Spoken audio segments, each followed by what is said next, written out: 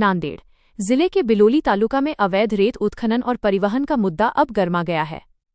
मांजरा नदी के पात्र से दिन रात मशीनों के जरिए अवैध रूप से रेत निकाली जा रही है, जिससे न केवल सरकार को करोड़ों के राजस्व का चूना लग रहा है, बल्कि पर्यावरण को भी अपूरणीय क्षति पहुंच रही है।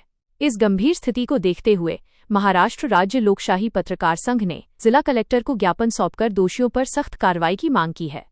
प्राप्त जानकारी के अनुसार बिलोली तालुका के सागरोली, गंजगांव और बोलेगांव क्षेत्रों में रेत माफिया पूरी तरह सक्रिय हैं। मांजरा नदी के किनारों पर पोकलैंड और जेसीबी जैसी भारी मशीनों का उपयोग कर बेखौफ तरीके से खुदाई की जा रही है।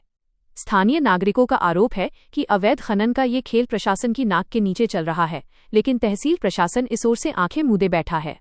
हैरानी की बात यह है कि महज 15 दिन पहले ही इस क्षेत्र में अवैध खनन के खिलाफ प्रशासनिक कार्रवाई की गई थी, लेकिन माफियाओं के हौसले इतने बुलंद हैं कि कार्रवाई के कुछ ही दिनों बाद फिर से उसी गति से खनन शुरू कर दिया गया। वर्तमान में इस क्षेत्र में 25 से अधिक हाईवा राजमार्ग वाहन अवैध परिवहन में लगे हुए हैं। पत्रकार संघ ने अपने ज्ञापन में खुलासा किया है कि रेत परिवहन के लिए जारी किए गए एक ही लाइसेंस रॉयल्टी पास का उपयोग करके वाहन कई चक्कर लगा रहे हैं। इस फर्जीवाड़े के जरिए सरकार को मिलने वाले राजस्व की बड़े पैमाने पर चोरी की जा रही है। सूत्रों की माने तो संबंधित अधिकारियों की मिलीभगत के बिना इतना बड़ा घोटाला संभव नहीं है। रेत के अवैध और अनियंत्रित खनन के कारण मांजरा नदी के तल में बेहद गहरे गड्ढे हो गए हैं। इससे न केवल नदी का प्राकृतिक प्रवाह बदल रहा है, बल्कि आसपास की कृषि भूमि का कटाव भी शुरू हो गया है। भूजल स्तर गिरने से किसानों की चिंताएं बढ़ गई हैं।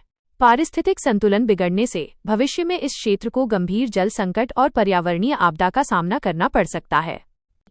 महाराष्ट्र राज्य लोकशाही पत्रकार संघ ने जिला कलेक्टर को सौंपे गए ज्ञापन में स्पष्ट मांग की है कि संबंधित रेत खदानों के लाइसेंस तत्काल रद्द किए जाएं।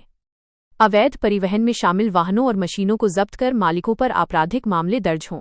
तहसील प्रशासन के जिन अधिकारियों की संलिप्तता है, उनकी निष्पक्ष जांच की जाए। संघ ने चेतावनी दी है कि यदि जल्द ही इस अवैध कारोबार पर अंकुश नहीं लगाया गया तो तीव्र आंदोलन छेड़ा जाएगा। अब देखना ये है कि जिला प्रशासन इस रेत माफिया राज पर कब और कैसी लगाम कसता है।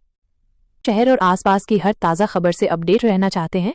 हमारे चैनल को लाइक और सब्सक्राइब करें ताकि आपको मिलती रहे पल पल की अपडेट्स। किसी भी जानकारी या सुझाव के लिए आप हमें व्हाट्सएप पर 9049032007 पर संपर्क कर सकते हैं।